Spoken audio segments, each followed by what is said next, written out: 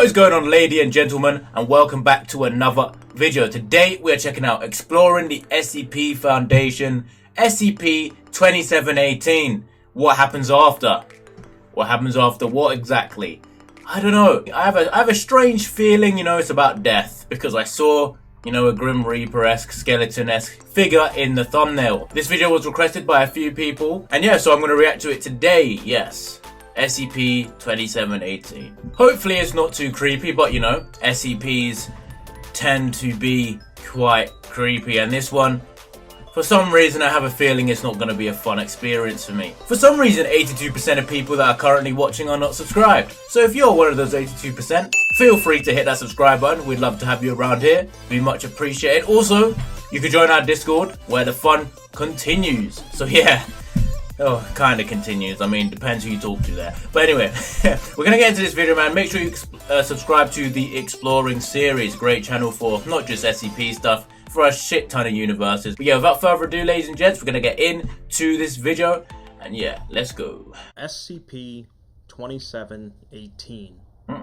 What happens after? The concept of the afterlife has plagued humanity since the dawn of time. True. Provoking countless discussions, arguments, and more. The question of what happens when we die is often tied strongly to religion, with answers ranging from eternal paradises to fiery hells, or even reincarnation. I mean, I've already asked this question before. It was a while back.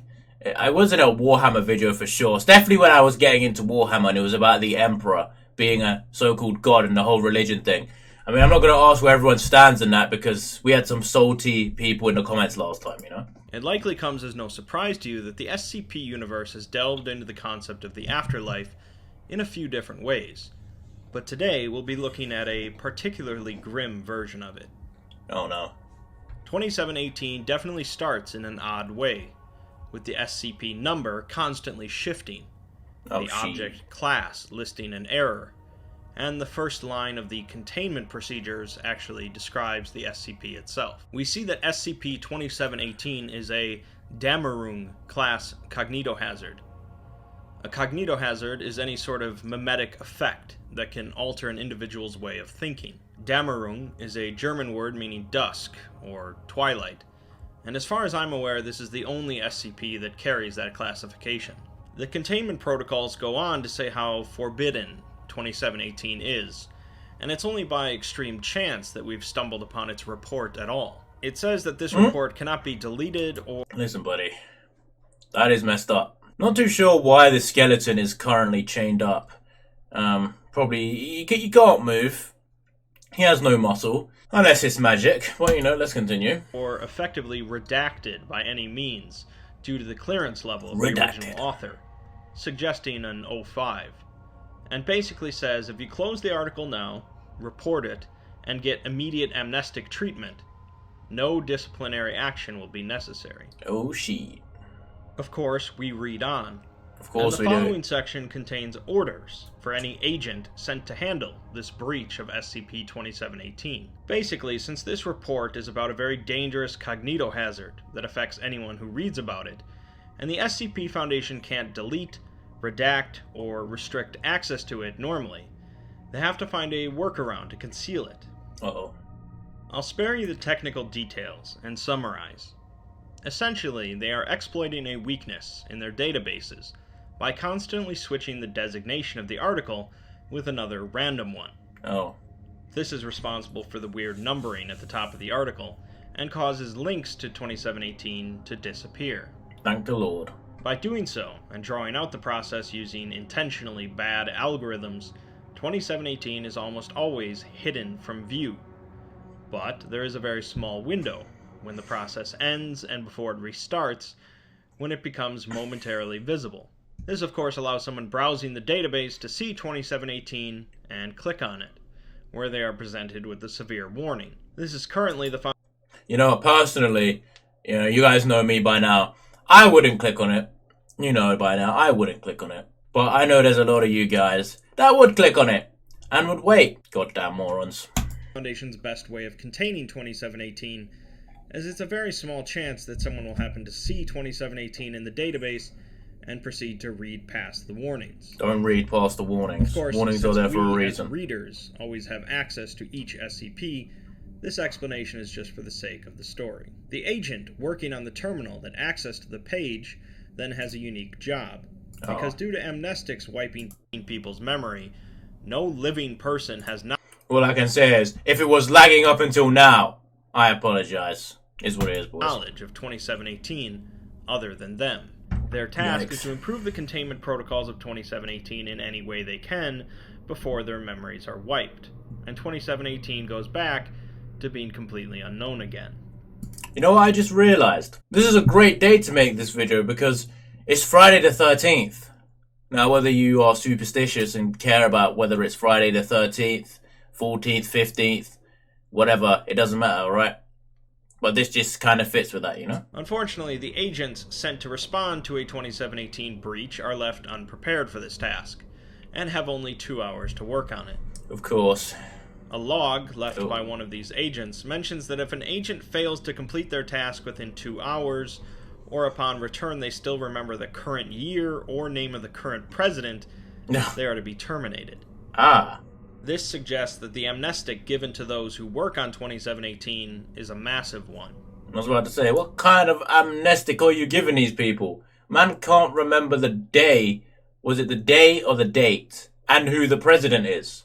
My god, that's probably wiping most of your goddamn memory. Like, literally, you're probably going back to literally almost nothing. The log ends with the agent saying that he was curious and figured his brain was hosed anyways, so he read 2718's description. He says to resist the urge, and hopes that the amnestic kicks in quickly.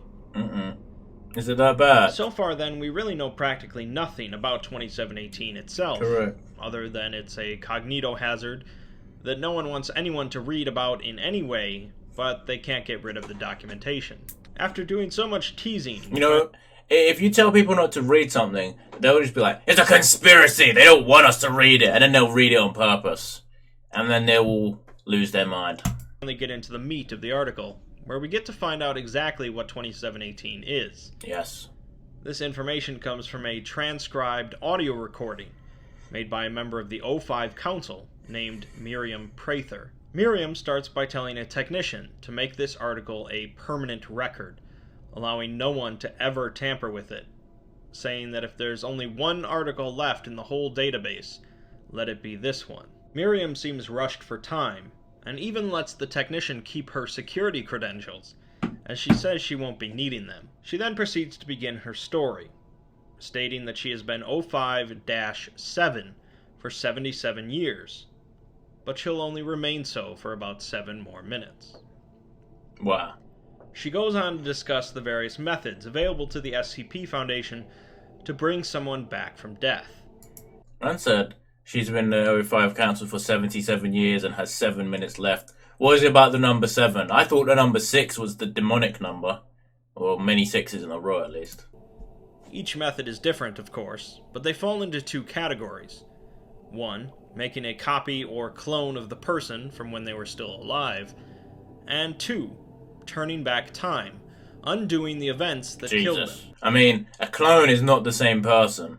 Like, you could clone me, and that person will probably have a totally different personality than me. It won't be me. It will just look like me and be DNA. The DNA would be the same, right? If you turn back time, I mean, that's kind of messed up. Kind of messed up. While these methods are, of course, vastly different, they do share a similarity in that the person brought back has no memory of their death or what comes after. In fact, the SCP Foundation has no first-hand testimony of someone dying and reporting on the afterlife. Well, obviously, because if they turn back time, you never actually die, so you wouldn't know. And if you're cloned, you're not the same guy. Like, you're just not the same person that's cloned. Like, you're not going to have my memories. You're going to be a totally different person. Like, what? Thereof. Until now, of course. 6 months ago, the Foundation resurrected one of the O5s, named Roger, using a new procedure. Roger was different than the other O5s in 2 major ways. One being that he didn't use anomalous means to extend his life, and 2, that he took his vacations unannounced and in solitude. Due to these 2 factors, Roger died at age 73 due to a stroke, while alone on an island 18 years ago.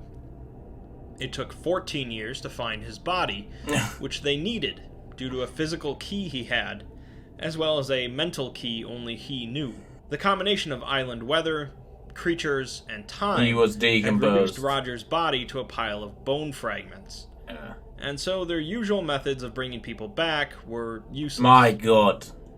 Since they only needed one word from him, they figured they could use the new method to bring him back just long enough for him to utter it. But they outdid themselves, perfectly reanimating Roger. Roger returned by uncontrollably sobbing for half an hour, followed by exhibiting constant signs of joy and relief. They kept him quarantined for 30 days, during which he cooperated completely, and so they restored him to his position on the council. Wow. He returned to the... Wow.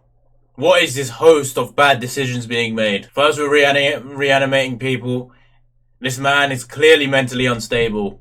He was crying for 30 minutes and he very happily went into quarantine for a month. But, let's just put him to the highest rank of the Foundation. Job with renewed vigor, wisdom, and insight, and began utilizing supplements to extend his life. Oh, what do I know? Additionally, he began to show a greater interest in the Foundation's safety protocols, and developed a profound distaste for sacrificing D-Class on projects. Although the O5 Council did not think anything greatly unusual about this pattern of changes, you can likely see where this is heading. In their interviews with Roger, he claimed that he remembered nothing of the afterlife. What he did. Cleanly passing all of their polygraph tests.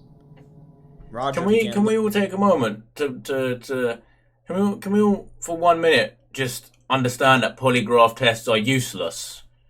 Like, you do realize that the guy who made the polygraph, I'm pretty sure, said that it's not accurate. The man who invented it. I'm pretty sure polygraph results are also not admissible in court. So what does that say about your polygraph test, ladies and gents? Looking into immortality. But the only thing they're fun for is those, reality TV shows like Jeremy Kyle and all those Jerry Springer, where they the lie detector says you were lying, you know what I mean? You were cheating, hey. It's kind of funny then, but apart from that. According to Miriam, due to quantum uncertainty, even the SCP Foundation haven't found a way to accomplish that. Strongly disappointed by this information, Roger broke protocol and made direct contact with an apex-tier pluripotent entity contained by the Foundation. No thanks. These entities are implied to be the strongest reality benders known to the Foundation. Roger covered his tracks well, so no one knew for some time that he had done so, but eventually the Council learned about it, believing that Roger wished to make a deal of some kind with this entity. Uh-oh. That brings us to the present time of... Yeah, deals and entities. Those are two things you don't have together. You never make a deal with an entity, ladies and gentlemen. If you ever come face to face with any kind of entity, alright? And I mean supernatural entity. I don't mean me. I guess I'm also an entity, and I guess everyone is. What I mean, you know what I mean. If you come face to face with that, a deal with those, you don't do that. You don't do that. I'm recording this, as earlier that day, she and another O5 member confronted Roger privately. God damn it, Roger. And he confessed everything. She replays an audio recording she made of Roger's confession, and we finally get to learn about SCP-2718. Oh no.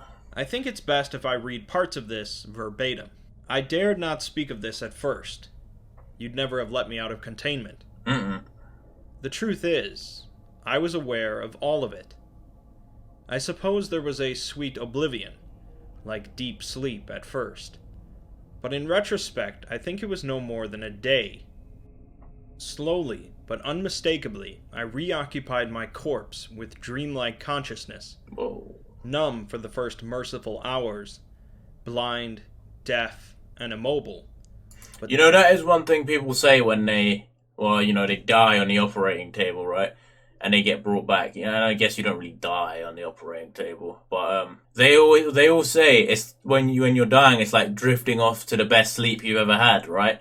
So what he's describing makes sense, I guess. Then I seemed to reconnect to every nerve, and became aware of every sensation, more so than I ever was in life. I perceived myself trapped within an immovable object, and the intensity of the struggle amplified. Subtle, then acute, then racking. I cannot describe it completely, but imagine holding your breath, beyond urge, beyond pain, beyond desperation, head throbbing and eyes bulging, a dream of suffocation without end. That sounds very, very unpleasant. When he first described it, I was thinking of, if anyone's ever like held you in place so you can't move. You know what I mean? Like, that's what I imagine it as. Or if anyone's ever experienced like sleep paralysis, you know what I mean? I guess that's what I was thinking of. To be honest, I haven't really experienced sleep paralysis to the extreme. I've only had it a few times, and that's because I think I was sleeping a funny angle, and it was only for like 2 seconds. Like, I woke up and I couldn't move, and then like a few seconds later I could move. So not the extreme ones that some people describe, where they're just lying there watching people stare over them and shit. But my skin blistered and split in the sunlight. Oh. Biting insects descended rapidly. Oh. I felt eggs hatch, larvae crawl, gases build and burst within me, individual cells rupturing, interstitial fluids souring and blackening. Somehow my capacity to experience and store these sensations grew, even as I was keenly aware of my cerebrum being scattered and devoured. My perception expanded into the gizzards of birds and the depths of fire ant dens. I was aware of every fingernail and strand of hair that pulled away in the wind, and my sensation clung to them as they settled in the ocean and dissolved in the maws of 1,000,000,000,000 diatoms. He goes on to say that his capacity for pain continued to grow rather than numb, intensifying every second, month, and year. Eternal torture. He says that although in life he imagined hell to be quite horrible, there would surely at least be a tormentor and some sense of justice, whereas this was illogical torment. That's just a conflated idea. Hell and justice. Like, people use hell to say if you are a bad person in your life, you done anything, and something like what is bad? You know what I mean? Like, it's like, I thought you could be forgiven for all your sins. So, you go to hell. I mean, there's always been an overarching figure that's gonna punish you. But I thought the devil was the bad guy. So why is the devil punishing anyone? When you think about it, the devil wouldn't be punishing you for being bad, right? It doesn't make sense to me, He says, I do not think this is a punishment. I do not this think makes it is more caused. sense. I deeply suspect it is simply our condition, our nature to go on this way. Do you see? In all that time, I was certainly, absolutely, totally alone, and before long all memory of life had shriveled to a cinder, lost beneath my interminable anguish. Alive again, I suspect I cannot quite recall the worst of it, as if my living brain is too small for the experience. He admits that he went to the entity for help in making him immortal, as he refuses to return to that afterlife. I understand why. He concludes that this fate awaits everyone who dies, and he'll do anything to avoid it, asking Miriam and the other O5 to join him. Miriam was dumbfounded, sympathetic, and most importantly, fearful. They called an emergency session of the council to share this information, and Roger gave his testimony again. Then he was murdered. Much of the council reacted calmly and with concern, but one stated that they must declare human death as a keter-class SCP. The council fell into a shouting match as Roger began sharing even darker details of his experience. God damn it, Roger. And a few members moved to begin terminating dangerous SCPs to protect humanity. Learn to shut your mouth, Roger. Here, Miriam mentioned that the O5s became convinced, one after another, and she wonders to herself if belief is the key. O5-1 then silenced the room, saying that the council has lost all reason, and with only one possible explanation. Is Council Member 01 meant to be the highest ranking one? Because he's number 1? It would make sense. He's the wise man. The entire council would be given amnestics, except for Roger, who would be placed back in containment. Roger bolted out of the room before the doors could be sealed, and Miriam chased after him to stop him, but immediately regretted her decision, as she desperately wanted the amnestic. Correct. Since Miriam now knows her fate is sealed, she had this article created and made it permanent, so that knowledge of 2718 wouldn't be forgotten, and she would be hopefully brought back from the afterlife that awaits her. The door suddenly bursts open, and gunfire erupts, leaving Miriam dead. We hear an MTF discuss a breach of a keter SCP in another compound, where SCP-106 is contained. Oh, no, we don't do that. We don't do that. Not 106. Anyone else but 106. I'll take my chances with anyone. Just anyone. Not 106. Of course it's 106. Is he the guy, the entity you tried to talk to, Roger? Because if he is, we need a word. Rather than 106 escaping, it seems that Roger intentionally went into 106's containment. Goddamn moron. A fate considered by most to be worse than death. Is it? But perhaps it's better than SCP-2718. In fact, wouldn't it kind of be the same? Although maybe it once... Well, he's gonna die if he goes in there. Then surely he's gonna be experiencing the same death. It makes no sense. So that's the afterlife in the SCP universe then. Whenever anyone dies, they'll slowly experience the pain of their body decaying for all time. My God. Right? Well, no, as we have to put the pieces of the puzzle together, starting with one of the first lines of the article. SCP-2718 is a cognitohazard, meaning it affects your mind and way of thinking. This ties in with Miriam's statement of belief being the key, and why she was so regretful of not breathing in the amnestics. Breathe in the amnestics. It's not that she wanted to live without the fear of knowing what the afterlife was. It was that she wanted to erase the cognitohazard. Basically, if you have knowledge of SCP-2718 and believe it, you are then affected by it, and Obviously. It becomes your afterlife. Not only that, but it actively changes your way of thinking. Of course it does. So that you firmly believe this is the true afterlife awaiting everyone. Fuke. Not just those familiar with 2718. Cognitohazard, ladies and gentlemen, right there. Now it makes a little more sense. I think this lesson can be passed on through a lot of things, not just belief in this. I think just stop believing everything you see will help you immensely. You know what I mean? Like, stop reading everything you see on Twitter and, letting it get to you. That's kind of... I don't know where I'm going with this. Let's go. This has inevitably resulted in the spread of 2718. Of course it both has. in Roger confessing the story to the council, damn Roger, as well as Miriam making the report on it permanent. 2718 is certainly one of the more horrific SCPs on the wiki. Less so because of some terrible disease or monster, but because it plays on the existential dread felt by many humans since the dawn of time. It's unclear why Roger experienced 2718 in the first place, and who's to say that the idea of it being a cognitohazard isn't just a lie. SCP-2718 is an odd SCP article since it really more fits the format of a tale, but it is definitely an effective one at evoking horror. Correct. This is quite disturbing. I need amnestics. As overseers, we witness, inflict, or endure great suffering. Yeah, what awaits us all is worse. The way an earache is worse than a bee sting, the way frostbite is worse than a burn. I was dead for 18 years, and my misery eludes description. Dare we try to fathom the collective agony of legions of ancient dead? Well, listen to me, Roger boy. You are a moron, okay? I don't know. I don't know if Roger knew of this before. Maybe he was already corrupted by the cognitohazard, and that's why he was so detached. You know what I mean? Like, they did say that Roger was what's it called?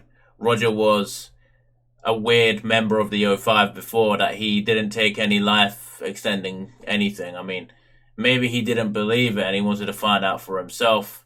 I don't know. Maybe it's all just a fake cognitohazard. You never know, man. You could have whatever theory you want.